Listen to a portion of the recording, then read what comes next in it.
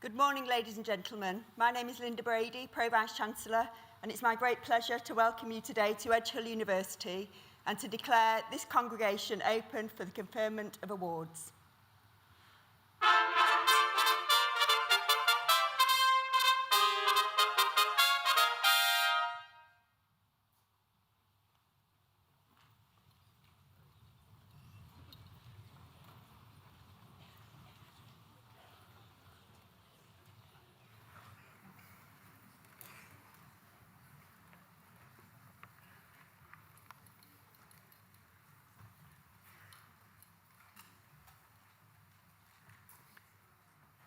Deputy Vice-Chancellor, Pro-Vice-Chancellors, colleagues, graduands, family and friends.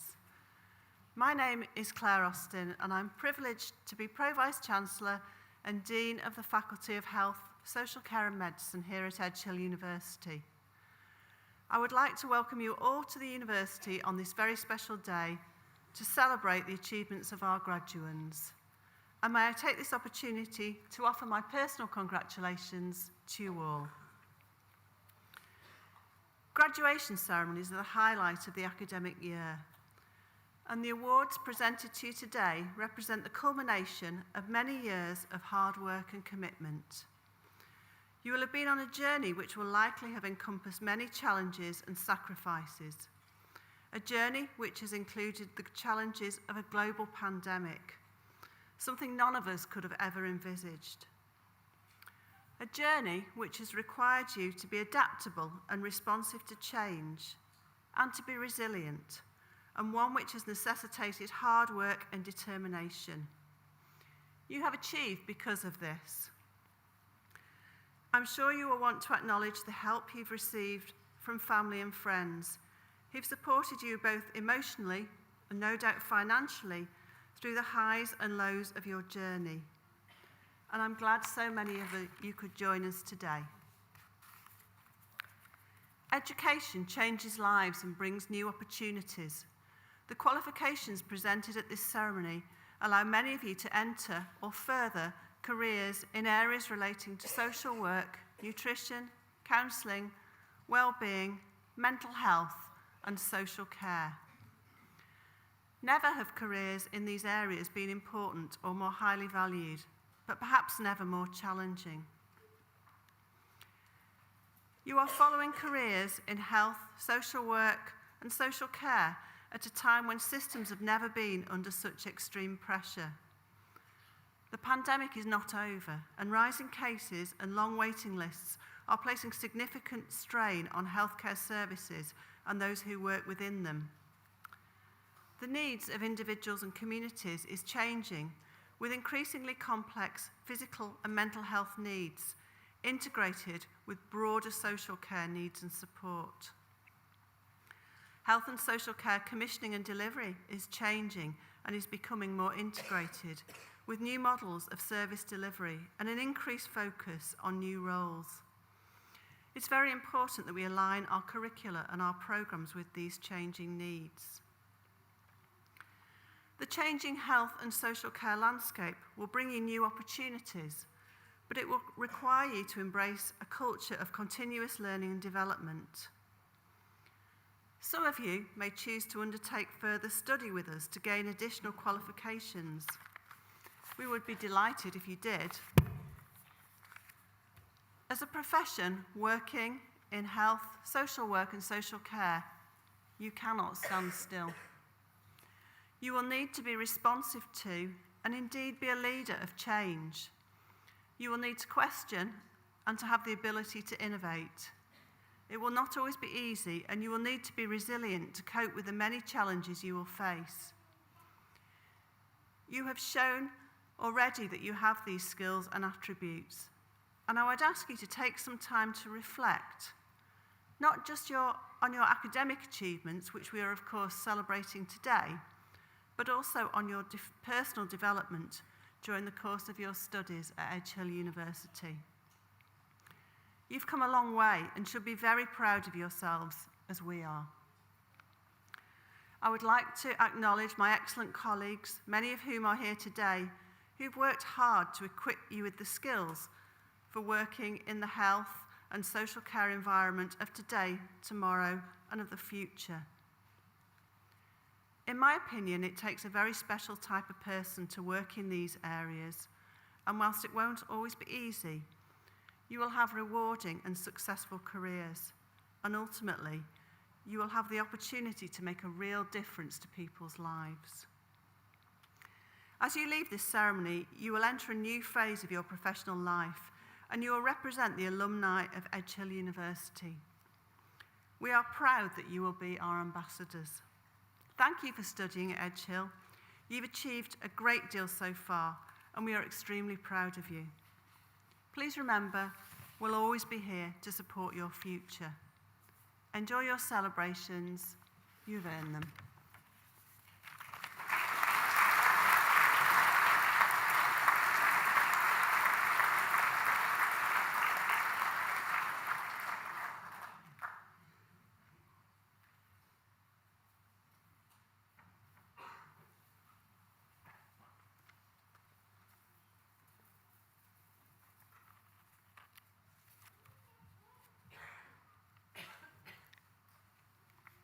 Deputy Vice-Chancellor, I have the pleasure to present today Professor Sarah Niblock. Even as a young child, Sarah was already very cued into intergenerational trauma.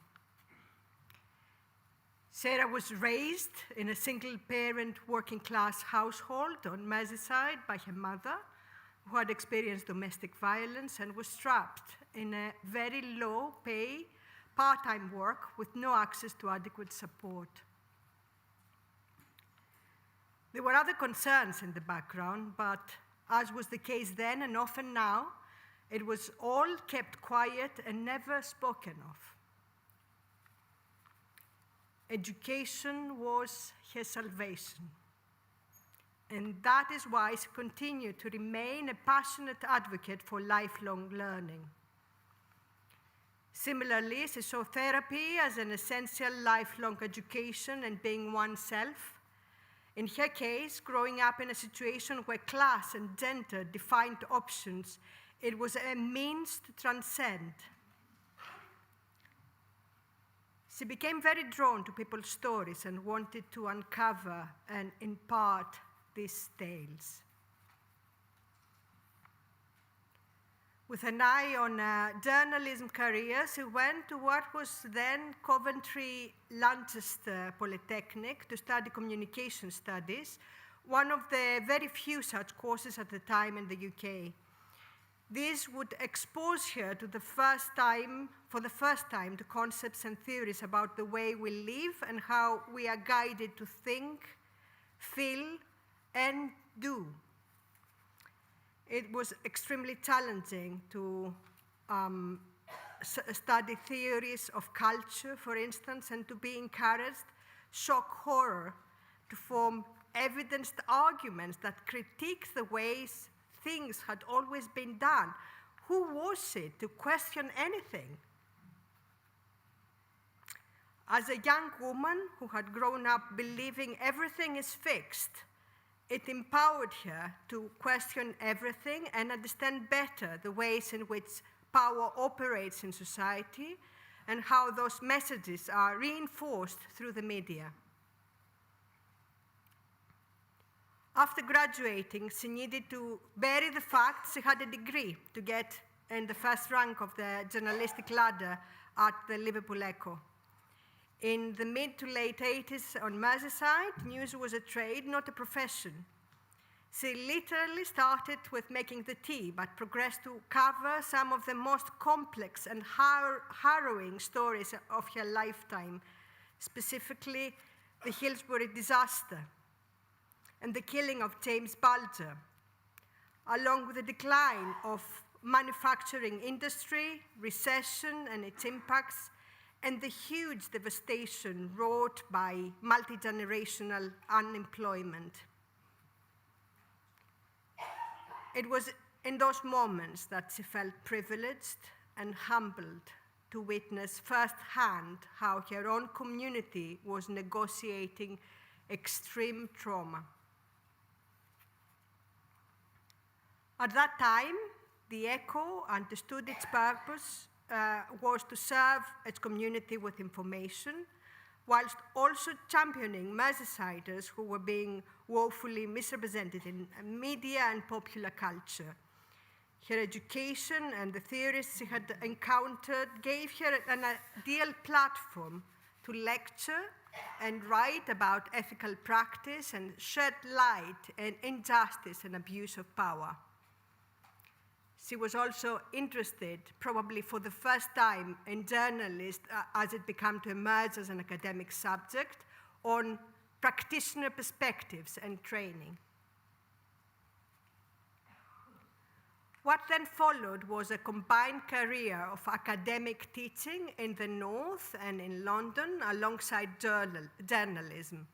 It was so interesting to see how the national media were interested when she said she was a university lecturer and not a working class girl.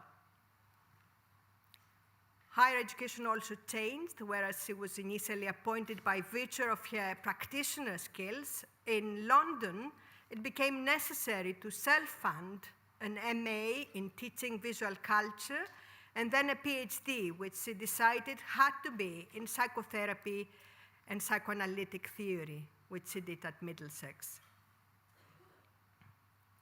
The huge benefit of his study and the subsequent training she undertook in humanistic and integrative approaches was that it didn't confine her to fixed notions or models. It simply provided her with a series of concepts and potential approaches which, combined with her personal background, paved the way for her strong advocacy for mental health as a human right today. Following her postgraduate studies, she was invited to the Dart Center for Trauma and Journalism at Columbia University in New York City.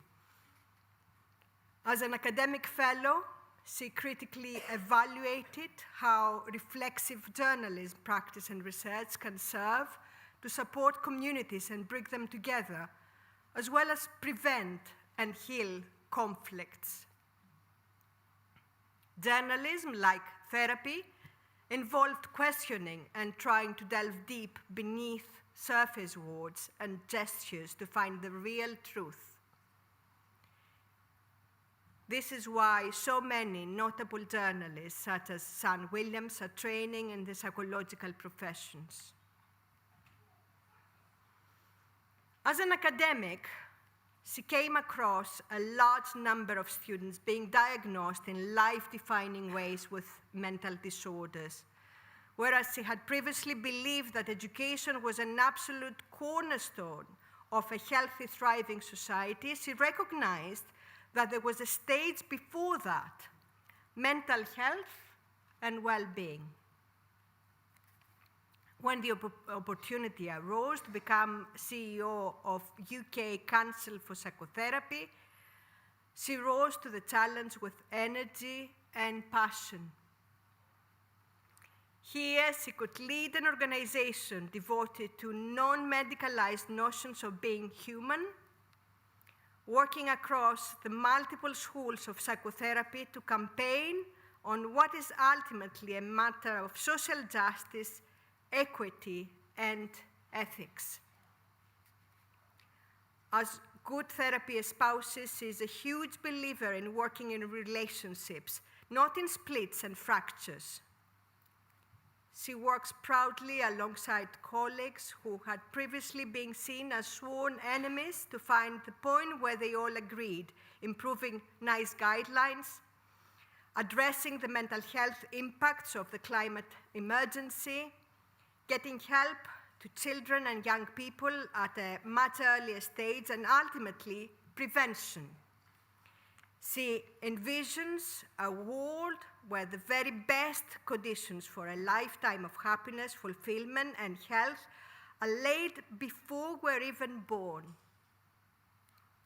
For these reasons, I propose Professor Sarah Niblock for the Honorary Doctorate Award. Deputy Vice Chancellor and Pro-Vice Chancellors, graduates,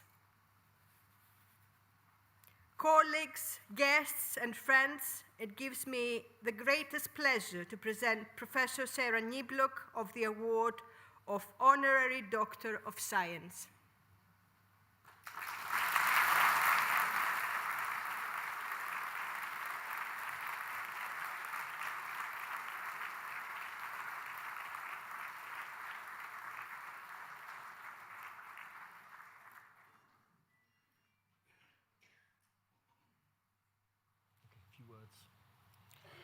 By the authority vested in me as the Deputy Vice-Chancellor of Edge Hill University, I hereby confer the award of Honorary Doctor of Science upon the outstanding Professor Sarah Niblock. Well done.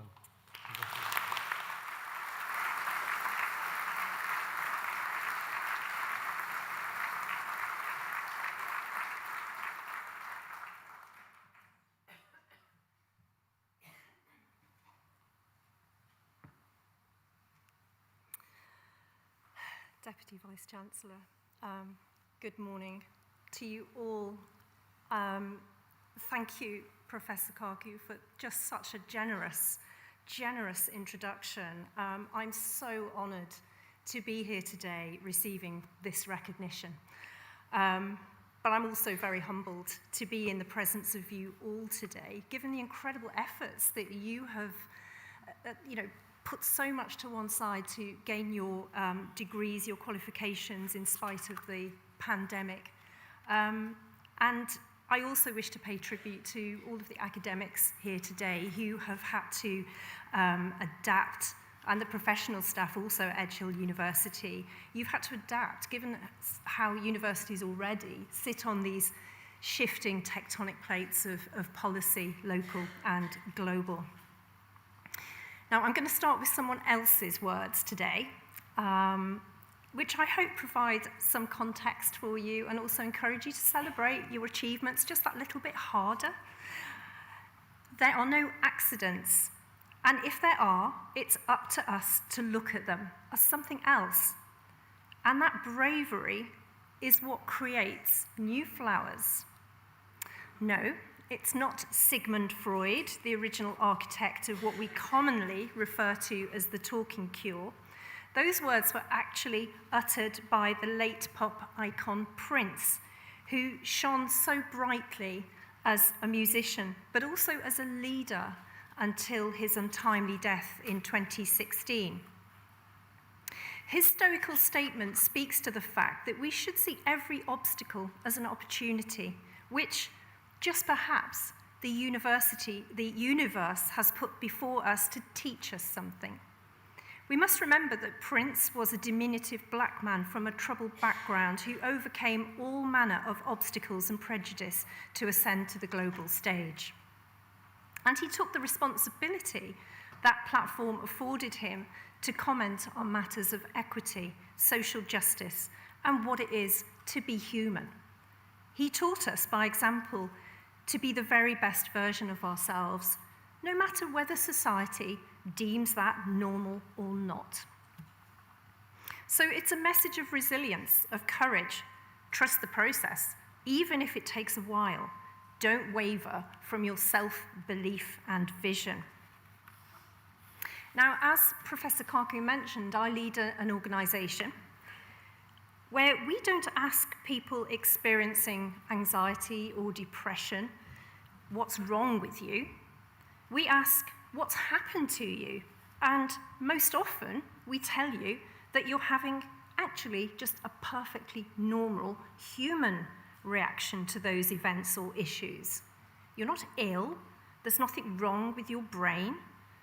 Most of us, and of course, not necessarily everyone, but the majority of us have the resources within us, the life drive, to thrive, if only we can access those inner materials that we all possess. And that's what talking therapies seek to support us in doing. But I don't blame you, I don't blame any of us for wondering about that in these times. At first glance, the future of mental health can seem disheartening. Depression is currently the most common mental health issue, with 300 million people affected globally. The World Health Organization expects that by 2030, depression will have become the largest single healthcare burden, costing £6 trillion globally. For perspective, that's bigger than the gross domestic product of China. Yet so much about the future of mental health is actually bright. Thankfully, we're moving away from antiquated views of mental illness, which blame people for how they feel. This erosion of stigma means people can take a more active role in their mental care. Mental health is no longer considered merely as the absence of mental illness, with more emphasis now placed on building psychological skills to help us rise to the inevitable challenges of life. And hearteningly, it's our younger generations and innovative new professionals like yourselves who are leading this charge. Those of you who are here today are particularly well placed as graduates of medicine, of social care, applied health, and social work to effect a much needed culture change that looks at mental health through a different lens, not always as an illness requiring medication, but as a sign that something more fundamental might be at the root. And let's face it, it undermines the welfare of our nation. It's also a challenge that affects our competitiveness as a country, and that places a huge strain on public services. It costs our economy tens of billions per year, and you would think a widespread and important challenge like this would be top of the political agenda, that every leading politician would be obliged to address it, that we'd be falling over each other, as we do, to prove that we had a solution, as we do at UKCP. Only in emergencies and at the extreme end of conditions do we tend to talk about mental health and solutions. A change of culture has happened with illnesses, though, that have previously been taboo, from cancer to AIDS, but it hasn't happened as much as it needs to with mental health. So I want a wider range of therapies to be available to people at the point of need and free to access, especially through the NHS. For those who aren't able to pay for therapy privately, the lack of access to appropriate talking therapies through the NHS can be devastating, not just harmful, but devastating. And in the wake of the pandemic, with so many pressures on people's health and cost of living, this problem only stands to get worse. Mental ill health is a cradle-to-grave problem with nothing like a cradle-to-grave service. It's growing as a result of unequal societies, long hours culture, and the erosion of social bonds.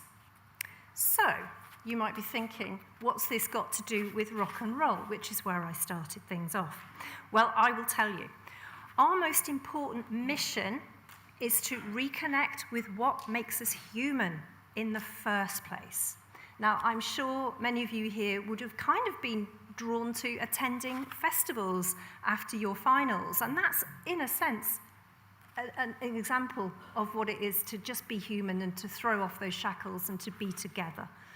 At a time when we're split and fragmented, when the values of competition, individualism, consumerism, and public shaming are so much inscribed in our collective psyche, we need to remember what humans are actually about. Caring, compassionate, community-based. The most basic human need after food and shelter is actually love. And I don't mean the romantic entanglements that inevitably you experience in university life, just basic attachment. Without that, we wither on the vine.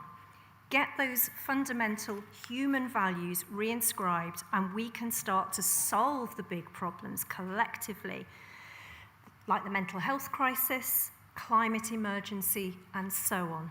These are social and relational issues requiring social and relational solutions.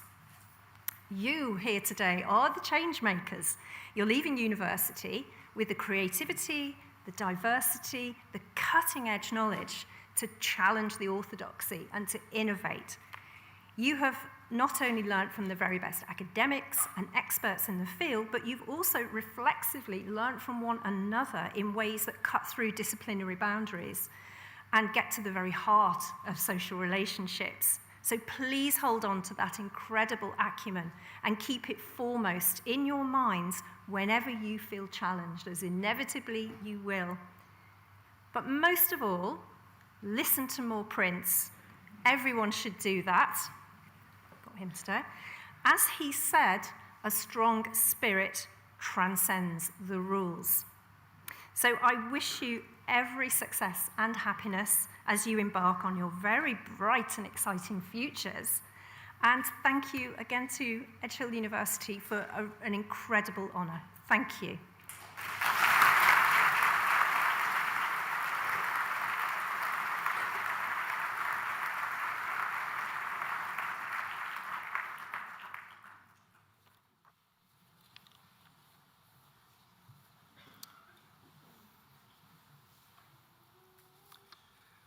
Deputy Vice-Chancellor, each year, working in partnership with the university, the Students' Union invites nominations from students to recognise those staff, both academic and non-academic, who have made the greatest difference to their time at university. They receive hundreds of nominations, and this year is no exception. From these nominations, just a handful of awards are made, and the work of these exceptional colleagues is recognised at these ceremonies. Today, I would like to invite Jack Richardson, the Students' Union President for the Faculty of Arts and Sciences, to present the award for our Support Staff Hero.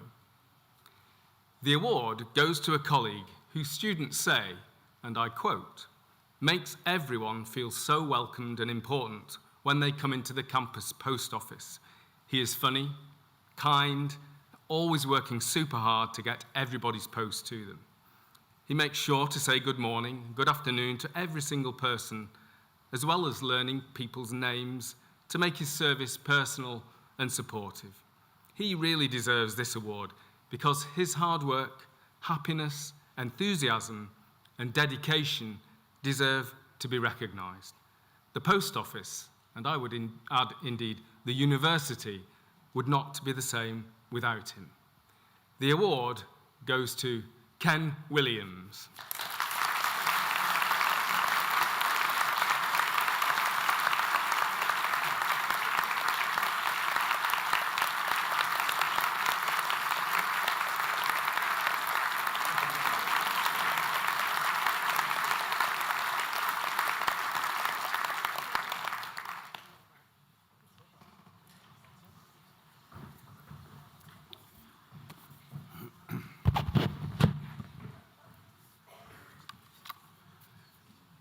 Deputy Vice-Chancellor, on behalf of Academic Board, I present students who are candidates for awards today.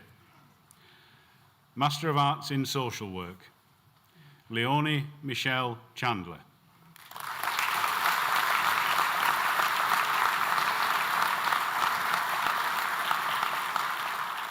Louise Margaret Harris.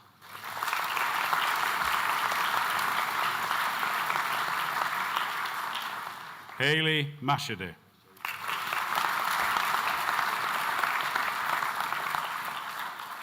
Jade Susan Prescott.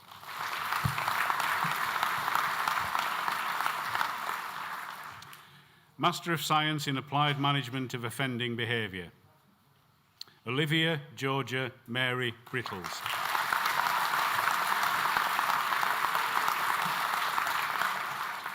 Lauren Beth Garden.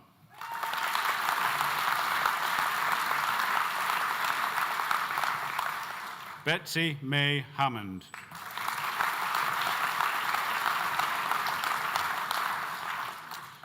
Master of Science in Child and Adolescent Mental Health and Wellbeing, Jennifer Claire Daly.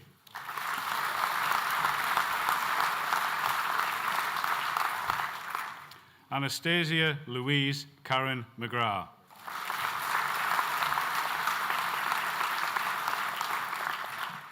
Erin Lee Robertson.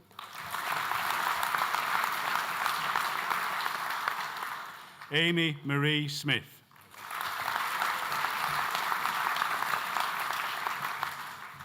Emma Rachel Suffren.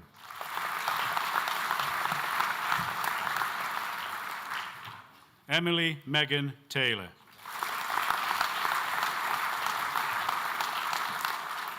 Suzanne Thompson.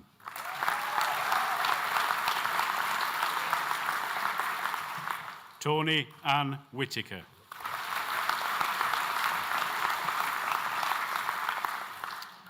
Master of Science in Psychotherapy and Counselling, Contemporary Creative Approaches, Rachel Kalea.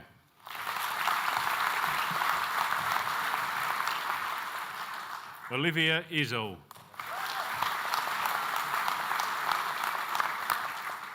Lydia Kathleen McCartney. Victoria Lisa McFetridge. Emily Ruth Minchin.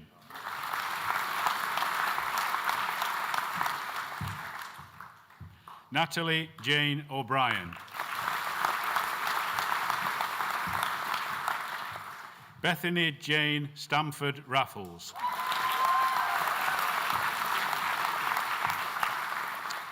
Laura Scott.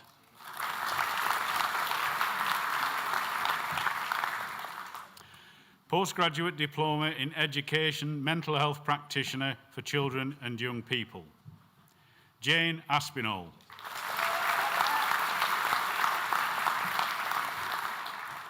Jessica Michelle Bates. Shelley Marie Berry.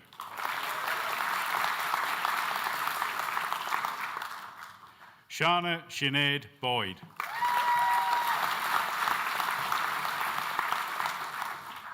Hazel Claire Broadfield.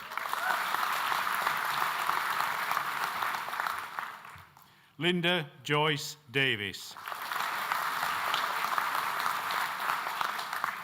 Catherine Garner.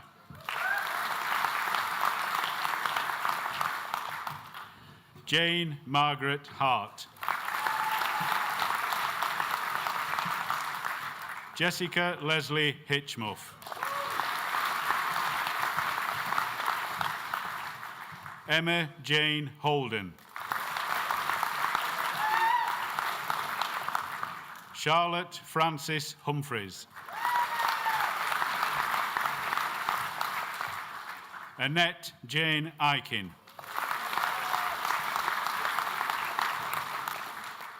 Chloe Nicole Ingram.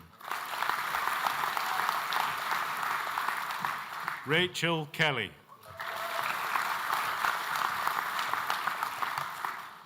Megan Jade King.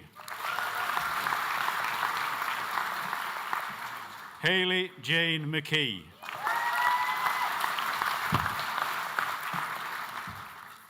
Samantha Louise Parks. Donna Marie Parkhill. Hannah Rebecca Catherine Phillips. Holly Lee Pickering. Natalie Ann Ricketts.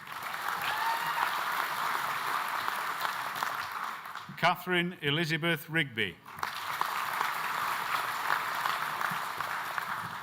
Lucy Isabella Rothwell. Andrew Peter Smith. Shannon Marina Roseanne Such. Emma Thomason.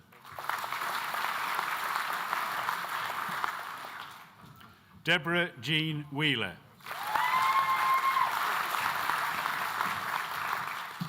Rachel Louise Wood.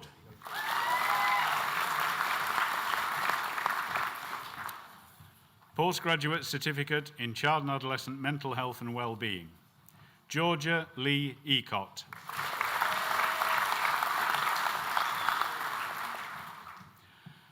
Postgraduate Certificate in Supervision, Children and Young People's Mental Health and Wellbeing, Leanne Dowler. Patricia Ann Morrison.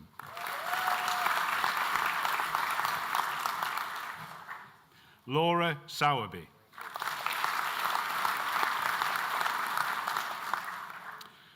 Bachelor of Arts with Honours in Counselling and Psychotherapy, Rachel Margaret Ainscoe. Alicia Laura Holly Cunningham. Jane Hales. Gillian Elaine Halliwell.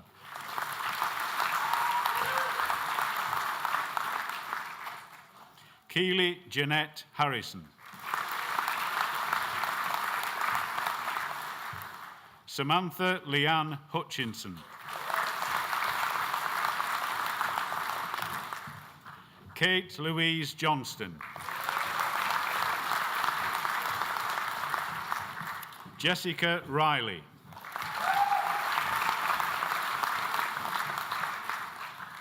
Bachelor of Arts with Honours in Health and Social Wellbeing, Hannah Elizabeth Atkinson.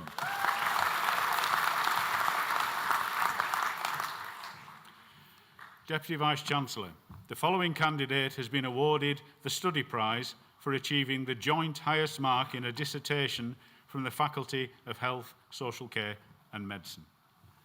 Meggie Caravotti.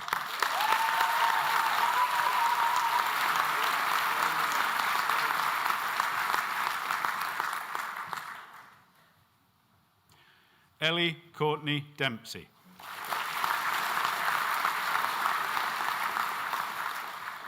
Megan Bernadette Kay.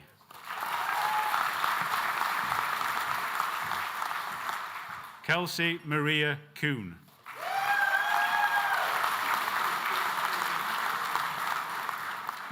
Olivia Megan Knight.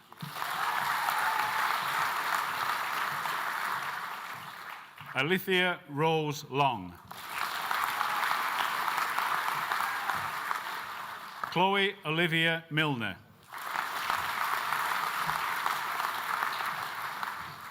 Heather Eilish Parsons.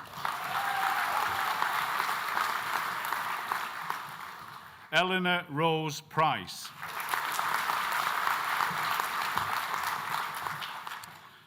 Deputy Vice-Chancellor, the following candidate has been awarded the Study Prize for achieving the joint highest mark in a dissertation from the Faculty of Health, Social Care and Medicine, Chloe Webb.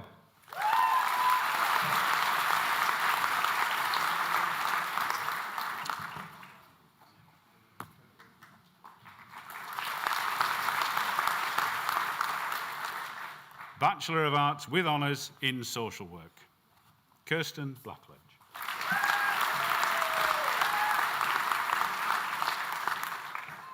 Lacey Davis.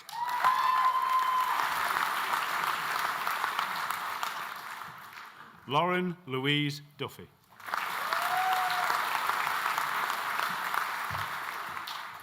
Kendall Earl.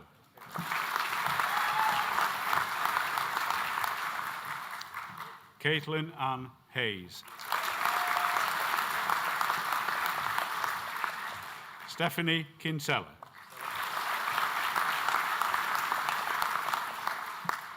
Estelle Justina Lowe.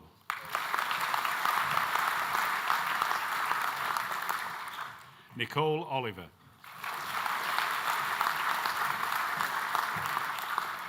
Carly Louise Richardson.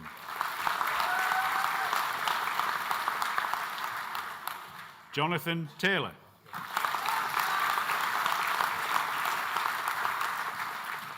Natalie Jane Wallace. Ellie Ann Whitelaw.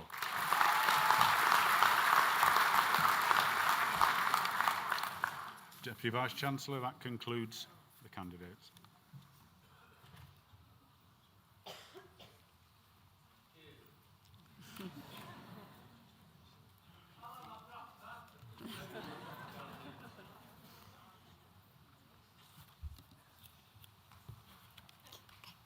Bachelor of Science with Honours in Child and Adolescent Mental Health and Wellbeing, Amy Eleanor Beattie.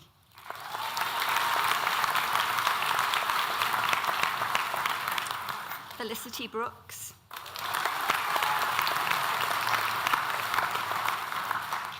Bethany Caitlin Brown. Daniela Gabrielle Conlin.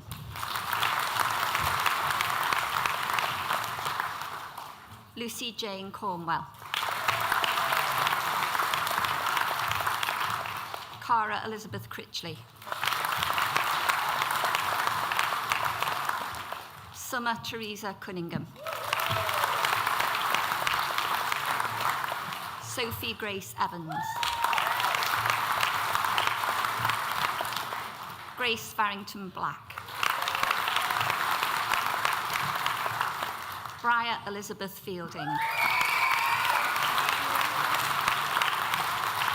Ellie Jones. Eve Kendall.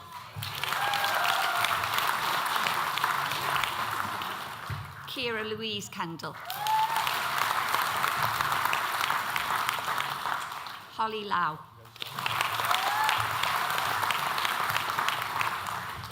Sarah Maria McGeer.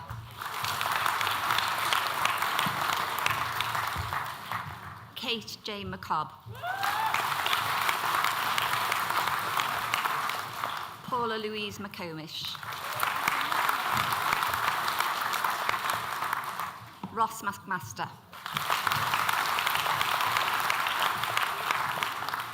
Rhianne Louise Miller.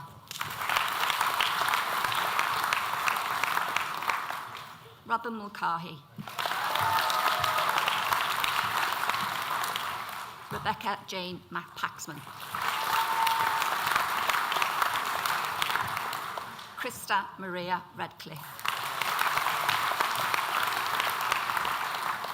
Danielle Helen Ridgway. Ellie Jane Shaw. Molly Jo Sheridan.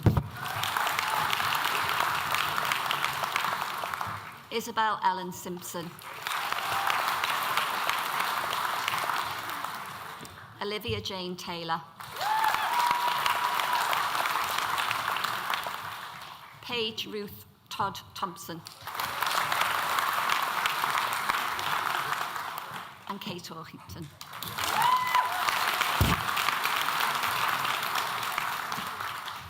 Bachelor of Science with Honours in Child Health and Wellbeing, Katie Alice Austin. We've just got two more on this side. So this is Emily. So we just read out Emily's name for us. Emily Jo White. Bless you. Emily, you go now. Yeah, thank you. That's okay. And then this is Sarah and then Maggie next week. Sarah Jane Williams.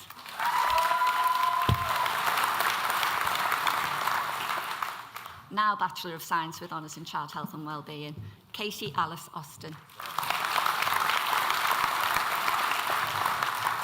Angel Louise Catherine Finnegan. Samantha Hardstaff. Jessica Jane Hodgson.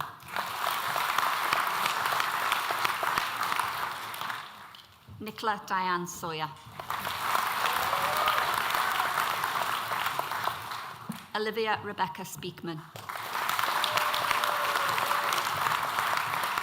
Erin Elizabeth Stout. Bachelor of Science with Honours in Critical Approaches to Counselling and Psychotherapy, Nicholas Paul Clark. Grace Margaret Connor.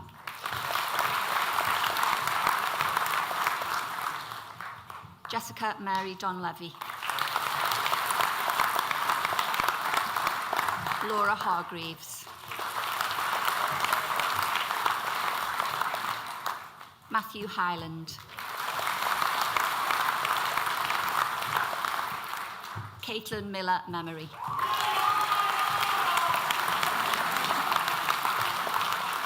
Joe Peter Rimmer. Samuel Thomas. Caitlin Taylor Verity.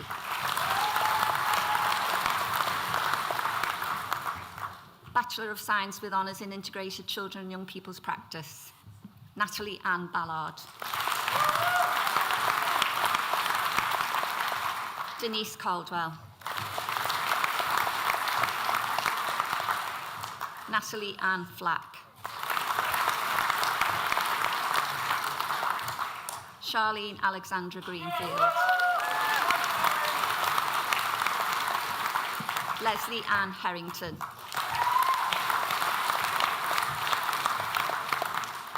Sheraz Shahid.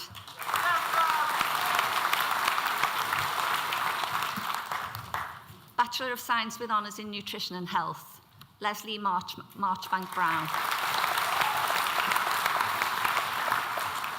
Liberty Rose Busby.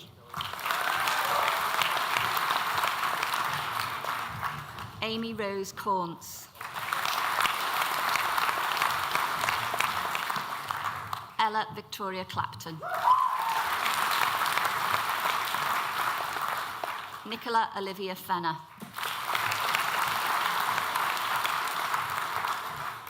Sophie Olivia Green.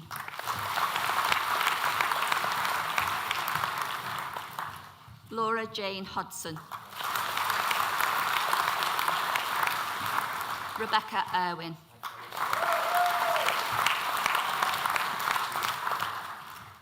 Ellie May Mackenzie. Sophie Claire Morrison. Nicola O'Shea.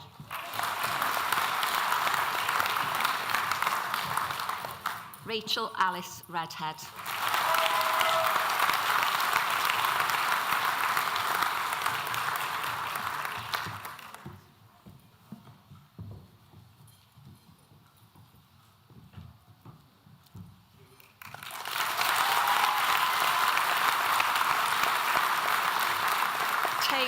Taylor Rosa Richard.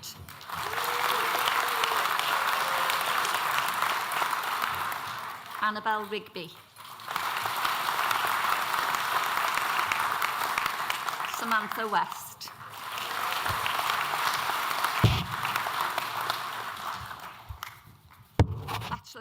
Bachelor of Science with Honours in Psychosocial Analysis of Offending Behaviour, Daisy Mia Darwick.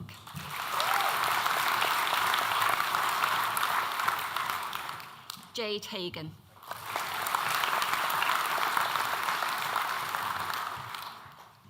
Ellie Johnson. Carmen Jones Carrion.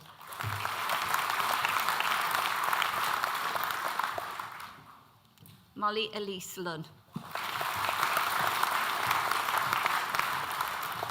Bethan Mary MacDonald. Bradley Metcalf. Gabrielle Susan Reynolds. Caitlin Roberts. Harley May Stafford.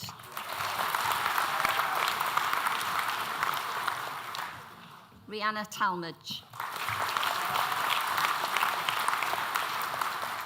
Amy White. Natalie Louise Woods.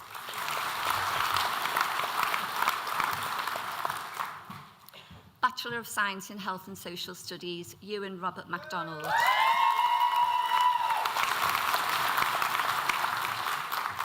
Bachelor of Science in Nutrition and Health, Rebecca Kate Weimer.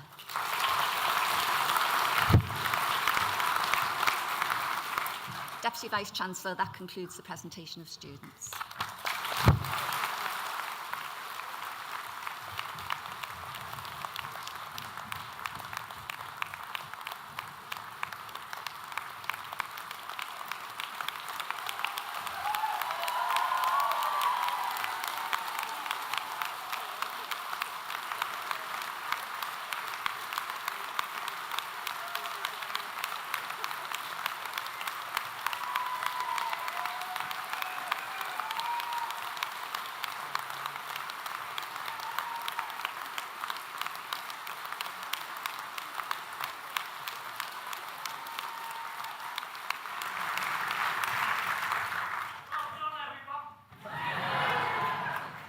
Couldn't have said it better myself. It's a very warm morning, but no one has a degree yet. I haven't conferred any awards. I've shook a lot of sweaty hands. So, some important words. Remember these. They'll be with you for the rest of your life. By the authority vested in me as the Deputy Vice-Chancellor of Edge Hill University, I hereby confer the Edge Hill University Awards for which you have been presented and congratulate you all. Take those hats off and wave them.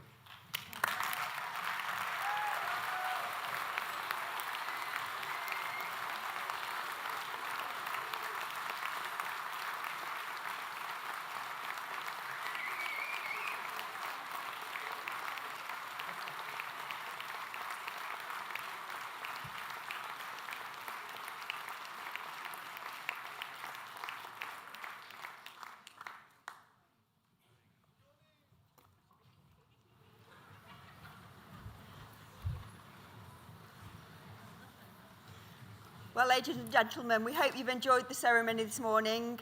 We're sure you're ready for some refreshments. So can we point you in the direction of the hub where you can collect picnic boxes? And please do take the time to enjoy the beautiful campus. Find your favourite place on campus to enjoy the picnic. Enjoy the rest of your day and have very safe journeys home. I now declare this congregation closed.